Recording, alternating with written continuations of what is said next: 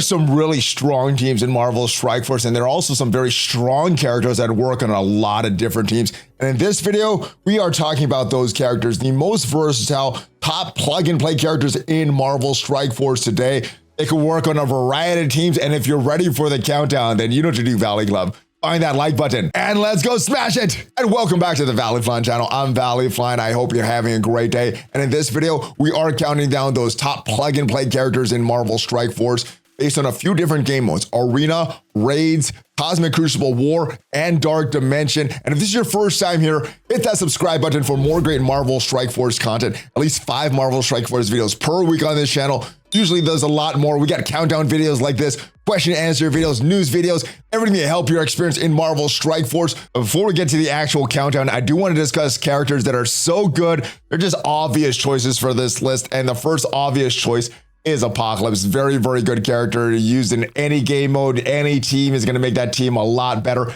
especially if you have a big boy Apocalypse. And Dormammu's also not going to be on this list. You guys know he's a great character. He could work on a lot of different teams. He gives the team revived once. He has a very early stun. He has an ultimate with a big damage, which gives you a lot of positive effects to enemies, a lot of negative effects. Very, very strong character. He's not going to be on this list. Dr. Doom, another Dark Dimension character that is still relevant today, and he does a lot of good things. He is dropping as far as value, but his special still a big, huge AoE attack. His ultimate still is a big turn meter manipulation, giving him 3 turns, giving another character on your team 3 turns, and his special, if you drop him below 50% health, push him into that yellow, well, he's going to gain that turn meter as well. So you always have to be aware of Dr. Doom. And the most recent Dark Dimension character, Super-Skrull, is a beast. I don't have him unlocked yet, but even if you don't have him unlocked, you know what a beast this character is. And hopefully you have not faced one of these in Cosmic Crucible or Arena yet, because they're very, very challenging. But yeah, Super-Skrull works on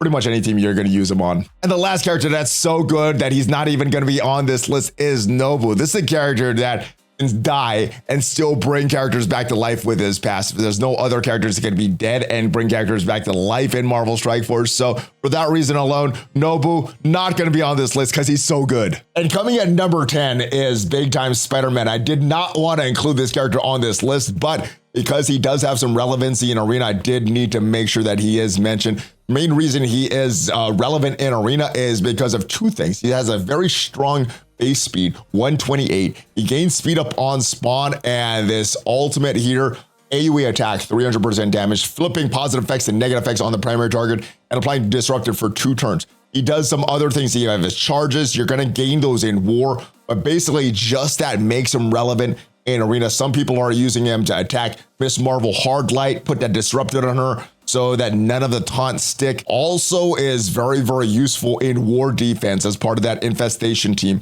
Also seeing him sometimes in Crucible. Some are using him on offense. I don't see him on defense too much, but can be very, very annoying. And of course, because he is a cheaper character, you can use him in the city section of Dark Dimension. And coming in at number 9 is Omega Red, who was one of the best characters in the game at one point. Fallen off a little bit. Weapon X has fallen off a little bit in War. They're not able to counter as many things as they could, but Omega Red himself still a very, very good character. I'm using him all the time in Cosmic Crucible. Pretty much every Cosmic Crucible battle features something with Omega Red in there. Also using him in War. Yes, Weapon X can't counter as much as they used to, but Omega Red still very, very good. Now, I don't think he's going to be a great Dark Dimension character because you're probably going to use your mutant gear on other characters. But if you do have an abundance of mutant gear and you do take him into Dark Dimension, he's going to give you some value. I think the main place that he gives the value is his 2 early ability blocks. He has one on his special, 3-turn cooldown. He also has one on his next move, which does flip positive to negative effects, and in War applies trauma. So very, very good character, 2 ability blocks, and it comes in handy on many, many teams. And the number 1 team right now in War is the Nowhere team. Number 8 on this list, though, is the major part of that team, Nova. And he is a very, very good character, one of the legendary characters. He does have a very early stun that applies Disrupted as well with his special. He has some battlefield effects, which helps healing. Has a permanent kills. Character killed by this attack cannot be revived on his ultimate. So very, very strong character. And I think he's better used on offense than on defense in Crucible. You could use him on a variety of teams in Cosmic Crucible, but this Nowhere team, On defense, not very solid in Crucible. In War, you can use that Nowhere team on offense or defense, wherever your alliance needs the most help. But yeah, Nova, very, very versatile, very, very plug and play. You're probably not using him outside that Nowhere team in War, but there's a lot of teams that he works very well in Cosmic Crucible. And because of the way the raids are and arenas, not really fitting into those game modes. But yeah, definitely lock in for Dark Dimension because he's such a strong character. Shang-Chi has fallen off a little bit since his heyday. He's not really needed for anything nowadays, but wherever you could bring him in, he is going to give you a lot of value. The main reason he's such a good character still, this very low cooldown ultimate, which gives damage to all the enemies, reduces the turn meter of all enemies, and in a turn-based game, this is a massive, massive move, especially with these low 3-turn cooldown. I'm using them on a bunch of different teams in Cosmic Crucible based on what the defenses are, and I think, unfortunately, he's still part of that Heroes for Hire team on defense in War. But I think he's a great choice for Dark Dimension, so the main way you're going to get a lot of versatility out of him is in Cosmic Crucible on offense of a variety of teams, and whatever team you're using in Dark Dimension, Shang-Chi still has a lot of value, and that ultimate is so strong, he's still going to be relevant for a long time. So Shang-Chi, not needed, but is going to make your life easier in a lot of different game modes. Emma Frost fits the definition of plug and play. She's used on a variety of teams. She's been used since she was launched, which was years and years ago, and she's still relevant today, mainly because of her passive, applying negative 10% speed to all enemies. And because of that, you could use her in a variety of teams to get in front of whatever mirror match that you're trying to win. Now, the reason she's not super high on this list is because we do have a couple counters to Emma Frost right now. Apocalypse's passive does not allow your speed to get reduced. Photon's passive does not allow the speed of the Secret Defenders to get reduced. So she is getting more and more counters. I think with more characters with passive like that, she will lose relevance. But as long as you're not facing one of these characters, she's still going to impact the speed of the team. And like I said, with Shang-Chi in a turn-based game, speed is king. We're going to use her in a variety of teams in Cosmic Crucible just for that extra speed advantage. War, only placing her on defense, unfortunately. And if you have all that extra mutant gear, kind of like Omega Red, she still is going to be a great character for Dark Dimension. But I think the main place she's going to shine right now is Cosmic Crucible. And the most recent legendary character is one of the best characters in the game right now in Black Cat. Used pretty much everywhere except for the raid. So Arena, Crucible, War, and she's great for Dark Dimension as well. Now, normally you're going to see her on a full Secret Defenders team or some Secret Defenders hybrid with at least Ghost Rider, Robbie Reyes, and Miss Marvel Hardlight. But even outside of that, she's still a very, very good character. Lots of damage, lots of survivability. She spawns with 9 death proofs, which means she's going to be very, very hard to kill. She has a stun on her special. She has a lot of different things that she does on her ultimate here. And yeah, she gains a lot of turn meter. So she's a very, very good character and fits into a lot of different teams. And like I said, very, very good character if you're thinking of taking her to Dark Dimension. And the first horseman on this list is Red Hulk. Such a scary character.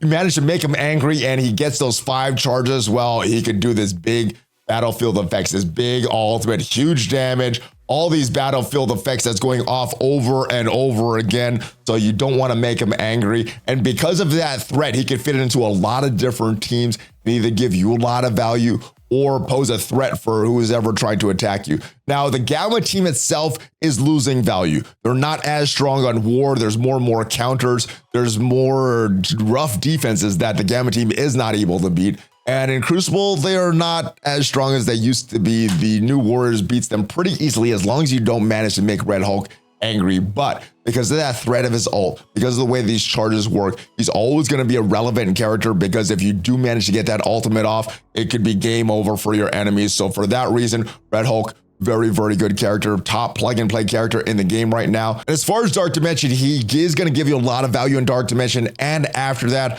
although you may want to save some of your resources and double up on some of these legendary characters, so you're not using 2 characters for each of those legendary sections. So you may or may not want to take Red Hulk into Dark Dimension. I think a lot of that's going to be based on the amount of bio gear that you have and the amount of gamma radiation that you have. And one of the top characters in the game since she was released is Kestrel. She just got a rework, so she's even better. She now has synergy with this Pegasus team, and for that, she is number 3 on this list. You're using her raids right now because as of me recording this, we don't have that full Pegasus team. So she is one of your better tech solutions for the tech raids. Not really using Arena, but versatile in Cosmic Crucible. There's a bunch of teams that she could go on. And as far as beating that quick hold in room 6, well, a lot of people are replacing Doom on that team with Kestrel for even better results. But very versatile in Cosmic Crucible, very versatile in War. And because of her rework, her value on the Pegasus team, she now is a great character to take into Dark Dimension, not just for her value in Dark Dimension, but a lot of value afterwards as well. So Kestrel, very, very good character. If you're not already using her, what are you doing? Start building her and start using her because you're going to need her for the Pegasus team anyway. Kang is another turn meter manipulator that's going to be relevant for a long time. If we look at his passive on offense, spills speed bar by 5% for self and all allies, which means that the passive of Apocalypse, the passive of Photon, not affecting Kang because you're affecting your own team, not the enemy's team. So that speed bar manipulation is going to be relevant for a while. Still seeing him a little bit in Arena, not as much as before. We're seeing a lot more Secret Defenders now. But as far as the raids, he still is one of the better tech solutions right now because we don't have the full Pegasus team here yet. Using him on the Masters of Evil in Crucible and using him on a bunch of different teams in War, usually to counter that infestation team. So as far as versatility, Kang, one of the best characters as far as where you could plug and play him in. And because of that turn meter manipulation that he has, he's going to be a great plug and play character for a long time. And last but not least is Quicksilver. For so long, he was a luxury character. Very good in a lot of game modes, but not really needed for anything. And I think you could make that argument that he's more of a luxury character now, although he's going to help you in a lot of different game modes. Arena, I'm seeing him all over the place on defense. I'm using him on offense.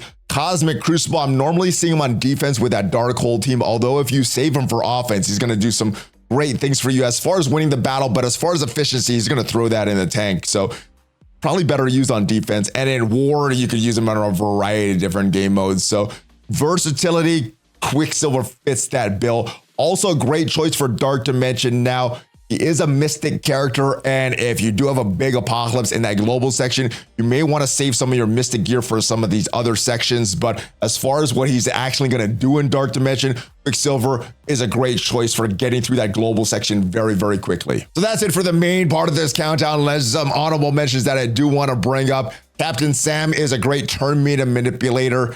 Miss Marvel Hardlight has a very early taunt, which is almost like a pre-taunt. It comes through early.